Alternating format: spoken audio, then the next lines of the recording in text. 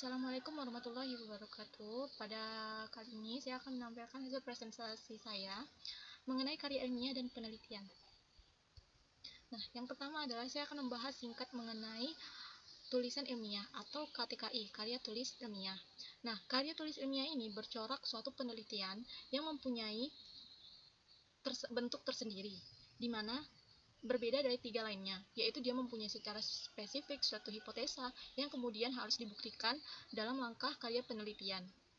Nah, terdapat 4 corak penulisan karya ilmiah yang mungkin ada, yaitu yang pertama itu adalah studi koperasi. Nah, selanjutnya rekayasa sistem, selanjutnya lagi teknologi perangkat lunak, aplikasi, dan lain-lain, serta rancangan bangunan dan simulasi atau satu penelitian. Sebelumnya saya ingin bahas, kita pasti bingung, apa sih itu karya ilmiah? Nah, karya ilmiah itu adalah karangan yang menyajikan argumen dengan menggunakan logika, berpikir secara benar, serta menyajikan gagasan atau argumen keilmuan itu berdasarkan fakta. Jadi, karya ilmiah ini menyajikan argumennya berdasarkan fakta, bukan opini. Nah, selanjutnya, penyajian KTKI ini harus logis, serta menyajikannya itu argumen secara objektif, bukan secara pribadi. Lalu, karya tulis ilmiah ini dibagi atau digolongkan menjadi beberapa kekhususan. Nah, yang pertama itu adalah mengupas dan mempersalahkan pengetahuan. Yang kedua, menerapkan kebenaran ilmiah dan disajikan dengan metode ilmiah. Serta yang ketiga, menggunakan bentuk dan bahasa ilmiah. Nah, lalu, kaitan dengan pengembangan ilmu pengetahuan, KTKI ini mengusung permasalahan keilmuan, di mana materi yang dituangkannya itu merupakan baik berupa kajian ilmiah ataupun hasil-hasil penelitian ilmu pengetahuan dalam ditunjukkan oleh kebenaran teori dalam empiris berdasarkan metodologi. Nah, arti di sini adalah KTKI ini berpengaruh dalam perkembangan, karena setiap seiring dengan pengembangan itu maka akan ada bermunculan karya ilmiah yang baru gitu. Nah, coba perhatikan gambar di samping ini. Nah, pada gambar di samping ini merupakan siklus dari terbentuknya KTKI, yang dimana itu terbentuk awalnya itu siklusnya itu awal yaitu ikhtiar ilmuwan dengan melakukan kajian atau penelitian. Nah, lalu suatu ilmu pengetahuan itu seiring berkembang, yaitu sering berkembang sesuai dengan zaman. Jadi berkembangnya itu mulai dari kata ataupun sebagainya. Nah, lalu selanjutnya itu seiring dengan perkembangan zaman, perspektif dalam KTKI memunculkan ketidakmampuan ilmu dalam menyelesaikan masalah. Nah, tambahannya ini karya KTKI ini bisa berupa laporan. Nah, laporan ini yang berupa karangan penelitian. Lalu, adapun ciri kita mengetahui karangan penelitian tersebut. Nah, yang pertama adalah kita harus mengetahui apa itu non-ilmiah. Nah, non-ilmiah ini merupakan suatu gejala yang ada sebagai pengalaman, tidak dapat dijelaskan secara ilmiah dan logis, ataupun suatu karya ilmiah yang tidak dapat dijelaskan secara logis, di mana ini menyangkut tradisi atau budaya masyarakat yang dianut secara turun-temurun, sehingga eksistensi tidak dapat dijelaskan berdasarkan metodologi ilmiah. Berarti ini merupakan kajian ataupun karya tulis ilmiah yang sudah ada turun-temurun dan tidak dapat dijelaskan secara logis maupun dengan metode ilmiah. Nah, maka selanjutnya adalah pengguna karya tulis ilmiah. Nah, karya tulis ilmiah ini merupakan karya manusia yang dituangkan secara tertulis dalam mengusung suatu perkembangan ilmu. Nah, coba perhatikan gambar di sini. Nah, gambar di sini adalah merupakan tabel penggunaan. Nah, penggunaan yang pertama itu adalah oleh para ilmuwan dan penelitian. Lalu, seiring berkembangnya zaman, kemampuan menyusun karya tulis ilmiah itu semakin berkembang. Nah, lalu terdapat di mana terdapat dua pengguna lagi, yaitu praktis dan profesional ataupun pendidik.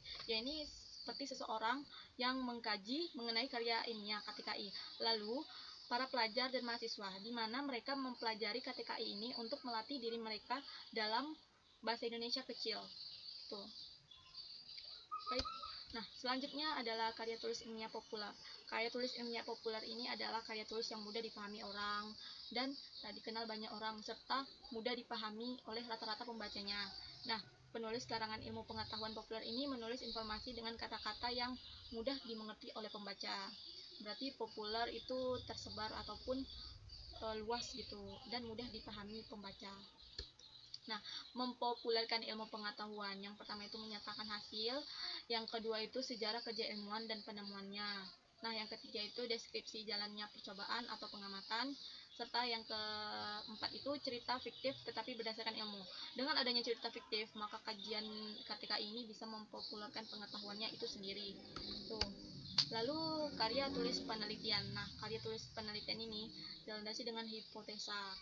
Nah, nantinya dibuktikan dalam suatu penelitian dengan metode tertentu yang pada akhirnya diperoleh pembuktian. Nah, karya tulis ilmiah ini atau yang termasuk dalam tesis, ya. Tesis karya tulis ilmiah penelitian ini tesis, yakni dimana istilah umum untuk suatu tesis ini istilah umum untuk sesuatu tulisan akademik yang dilakukan oleh mahasiswa yang diwajibkan oleh perguruan tinggi. Berarti bisa kita simpulkan tesis ini salah satunya adalah salah satunya adalah karya tulis penelitian. Jadi kalau misalnya nanti ada yang nanya, karya tulis penelitian ini yakni termasuk ke dalam tesis. Tuh. Nah, tesis ini ada beberapa julukan. Yang pertama itu adalah S1. Nah, S1 ini sering disebut dengan untuk jenjang pendidikan atau sastra 1. Nah, yang S2 ini skripsi untuk magister untuk jenjang pendidikan sastra 2. Nah, S3 ini disertasi doktoral untuk jenjang pendidikan sastra 3. Nah, langsung saya akan membahas banyak sekali perbedaan yang ada ataupun yang apabila kita mengkajinya ke luar, itu ada tabel perbandingan jenjang yang antara Indonesia, Amerika Serikat, dan Australia. Nah, untuk yang pertama jenjang S1. Nah, S1 di Indonesia itu disebut dengan skripsi S1. Nah, sementara di Amerika itu MRs tidak wajib menulis tesis, di mana hanya MRs yang dinilai pantas dapat melakukan penelitian dan penulisan pada akhir studinya. Nah, kalau di Australia lagi, hanya untuk program honors, yaitu program penelitian setelah menyelesaikan S1. Nah, untuk yang kedua adalah S2. Nah, kalau di Indonesia itu skripsi S2 atau skripsi magister. Sedangkan di Amerika Serikat, tesis lazimnya untuk program S2 penelitian. Nah, Australia minor tesis lazimnya untuk program S2 jalur penelitian. Nah, lalu S3. S3 disertai atau disertasi atau disertasi doktoral. Sementara di Amerika Serikat, dissertation program doktor profesional tidak wajib menulis disertai. Nah, kalau di Australia itu tesis atau lazimnya wajib untuk program doktor penelitian. Nah, lalu terdapat beberapa format proposal penelitian. Yang pertama itu adalah halaman depan. Halaman depan ini terdiri dari judul tesis atau studi, nama jurusan dan fakultas, nama dan nomor mahasiswa, serta bulan dan tahun. Lalu yang kedua ini adalah pendahuluan, di mana ada pengantar, pertanyaan, tujuan, delimitasi, keterbatasan studi, serta signifikasi penelitian. Lalu yang ketiga Lalu yang ketiga ini adalah tinjauan literatur dan kerangka teatrikal.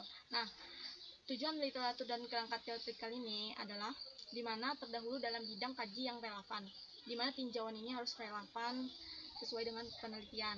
Nah, referensi. Nah, referensi ini daftar semua karya yang disetir dalam proses yang diferensi dengan benar dan baik.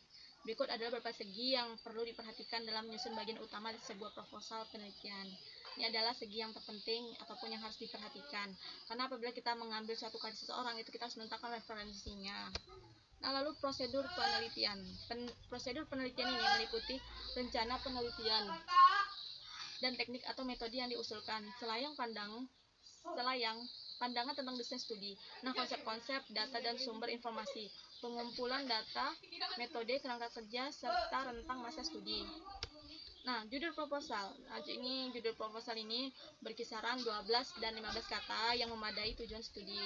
Nah, yang selanjutnya adalah lazimnya tergantung 3 aspek. Judul ini memuat 3 aspek, yakni yang terpenting, lalu variabel, latar belakang, dan subjek studi. Baik, terima kasih. Itulah tadi presentasi dari saya. Maaf jika ada kekurangan. Assalamualaikum warahmatullahi wabarakatuh.